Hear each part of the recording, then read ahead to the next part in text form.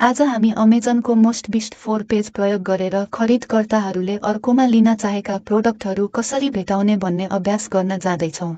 मेनुहरूमा घोटिनु पर्दैन किनभने लिङ्क क्षेत्र वा डिभाइस अनुसार सारिन सक्छ। त्यसैले ठ्याक्कै एड्रेस तपाईँको ब्राउजरमा टाइप गर्नुहोस्। amazon.com/gp/most-beast-4 अनि यदि तपाईँ युनाइटेड किङ्गडम, इन्डिया, क्यानाडा वा अन्यत्र हुनुहुन्छ भने .com लाई तपाईँको लोकल मार्केटप्लेसले बदल्नुहोस्। त्यो सिधा बाटोले लाइभ लिस्टहरू खोल्छ। मोस्ट बिस्ट 4 ले ती सामानहरू देखाउँछ जुन सपर्सहरूले विश लिस्ट र रेजिस्ट्रीमा धेरै राख्छन्। यसलाई एक इन्टेन्ट बोर्ड जस्तै सोच्नुहोस्। यी प्रोडक्टहरू अहिलेको टप सेलर नहुन सक्छन्, तर तिनीहरूमा स्पष्ट रुचि र गिफ्ट पोटेन्सियल हुन्छ। तपाईँको काम हो मानिसहरूले छिट्टै किन्ने योजना बनाइरहेका छन् भन्ने पढ्ने अनि खरिदको अन्तिम बाधा हटाउने अफर तयार गर्ने। सोध्नुहोस् केले विश चलाएको हो।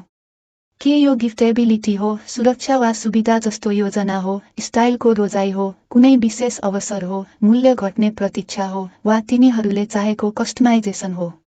जब तपाईँ त्यहाँ पुग्नुहुन्छ, अन्वेषण गर्ने तरिका छान्नुहोस्। पहिलो विकल्प हो मोस्ट बिस्ट 4 को होम पेज ब्राउज गरेर सबै क्याटेगोरीको फराकिलो स्न्यापसट हेर्ने।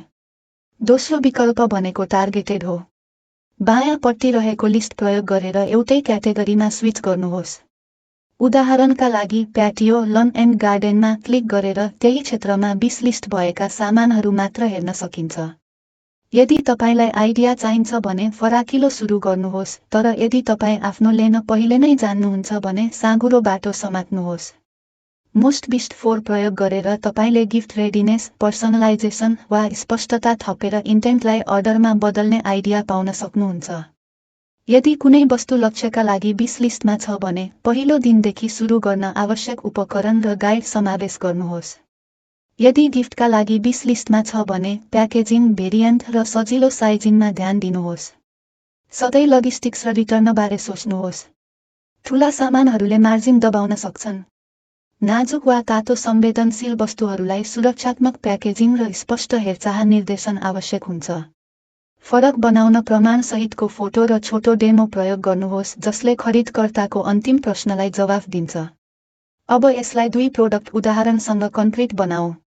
युनिक फाइन्ड्समा river of goods LED boho ceiling fan छ जसमा हातले बुनेको ब्राउन र natural rope, macrame knot work र hemp rope style, electric cottage decor, 52 inch लम्बाइ र 52 इन्च चौडाइ, धनी बार्नबुर र हल्का ड्रिफ्टवुड फ्यान ब्लेड हुन्छ।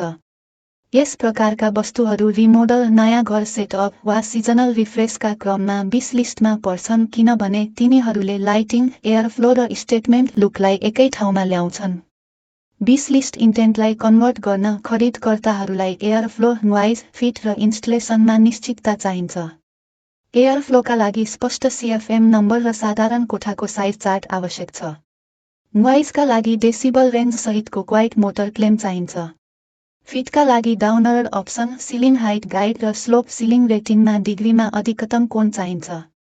इन्स्टलेसनका लागि hardware list, wiring diagram, 3 step photo sequence र सर्ट इन्स्टल भिडियोको QR कोड आवश्यक हुन्छ।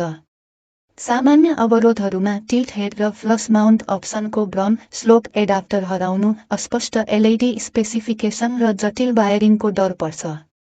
सुधार योजनामा समर र विन्टर दुवै प्रयोग गर्न मिल्ने रिभर्सिबल मोटर, लुमेन र colour temperature table, through dimming support, remote र वाल कन्ट्रोल कम्प्याटिबिलिटी नोट र रोप र म्याक्रमे सफा गर्ने गाइड सामेल हुनुपर्छ। प्याकेजिङ डबल बक्सिङमा ब्लेड, स्लिभ र रोप प्रोटेक्सन सहित हुनुपर्छ।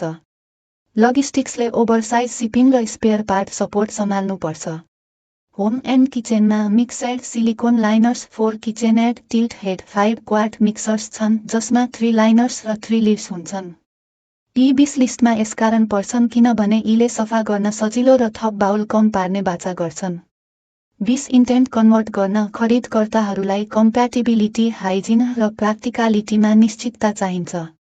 सामान्य अवरोधहरूमा टिल्ट हेड र बाउल लिफ्ट बीचको मोडेल भ्रम, फिट टोलरेन्स समस्या, दाग वा गन्ध, लिड्स पप अफ हुनु र अस्पष्ट हिट वा डिसवासर रेटिङ पर्छ। सुधार योजनामा ठ्याक्कै किचेनएड मोडेल नम्बरहरूको compatibility chart, fit tolerance note, BPA free र फुड ग्रेड कन्फर्मेसन, दाग प्रतिरोधी रङ्ग विकल्प, टेस्टेड डिसवासर र टेम्परेचर रेन्ज, र ब्याटर कन्ट्रोलका लागि पोर स्पाउट वा मेजरमेन्ट मार्क चाहिन्छ। लिडरलाई बाउलमा हाल्ने, मिक्स गर्ने, पोर गर्ने, लिड गर्ने र फिस स्टोरेज देखाउने क्लिनर सिक्वेन्स देखाउनुहोस्। अतिरिक्त लिड्स वा स्क्राइपर स्पाचुला बन्डल गर्नुहोस्। यी हलुका र स्ट्याकेबल प्याकेजिङ भएकाले लजिस्टिक्स सजिलो हुन्छ, तर ट्रान्जिटमा डिफर्मेसनबाट बचाउन र लामो जीवनकालका लागि केयर कार्ड सामेल गर्नुपर्छ। अर्को लेसनमा हामी यो आधारमा निर्माण गरेर तपाईको प्रोडक्ट रिसर्च स्किललाई अझै अगाडि बढाउनेछौँ। आजको लेसन यही समाप्त हुन्छ। अर्कोमा भेटौँला।